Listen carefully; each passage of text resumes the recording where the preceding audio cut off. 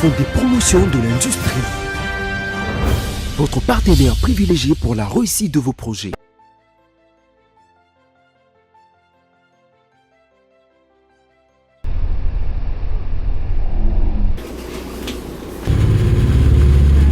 La mission qui conduit cette délégation du gouvernement provincial du Nord Kivu à Masisi est de désenclaver cette partie de la République dont le pont est en délabrement très avancé. Ceci est l'une des missions du FPI, précisément de la construction des infrastructures publiques de la RDC. Nous sommes à Bweremana, en chefferie de Baoundé. Le général-major Chirimwami Peter, gouverneur de province, conduit la délégation, suivi de l'honorable Abishunti Seninga, président de l'Assemblée provinciale, du Mwami Kibanja Kalinda Nicolas, chef de chefferie de Baoundé, de Honoré Kabundambuta, directeur régional du FPI Nord et Sud Kivu, et des responsables techniques des entreprises de construction des infrastructures publiques.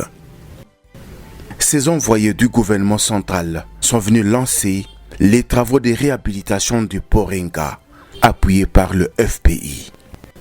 C'était une joie immense pour les élèves de l'Institut Bweremana de voir la délégation gouvernementale dans cette localité où les FRDC sont en position avancée contre les rebelles du M23.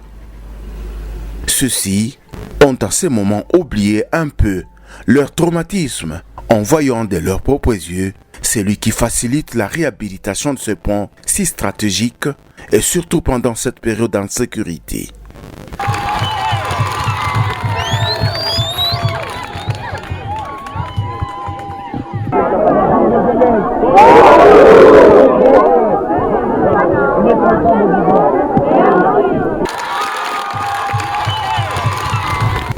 Dans son monde de bienvenue, Mwami Kalinda Nicolas s'est dit reconnaissant du leadership transformationnel du chef de l'État en réhabilitant ce pont si cher à son peuple.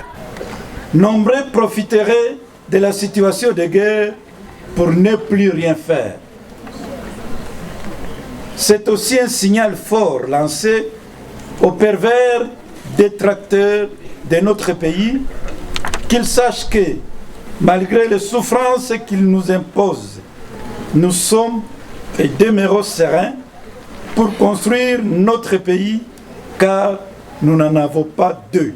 Le président de la République, dans sa politique, voudrait désenclaver les localités se trouvant à l'intérieur du pays, a déclaré Honoré Kabundambuta, directeur régional du FPI Nord et Sud Kivu dans son mot. Je rends hommage à notre directeur général qui n'a pas tardé à répondre positivement à votre demande.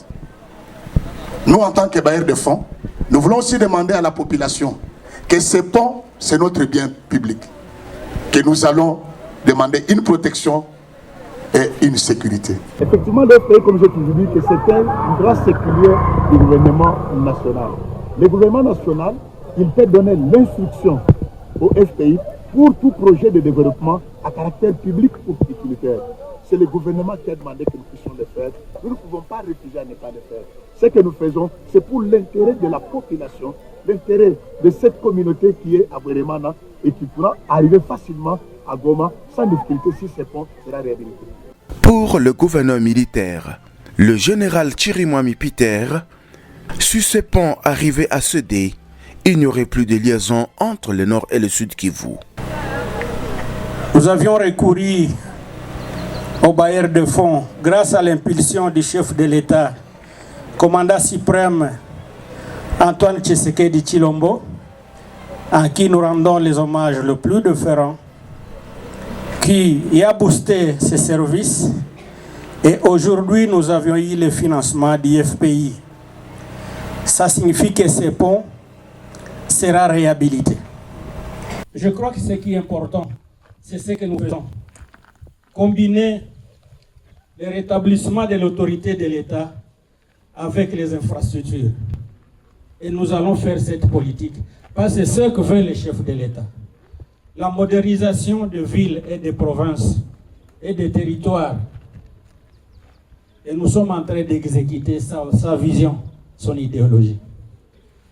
Et donc aujourd'hui, c'est un jour où il a plu au commandant suprême, par les trichements de ces services, d'avoir les fonds qui vont nous permettre de réhabiliter ces ponts.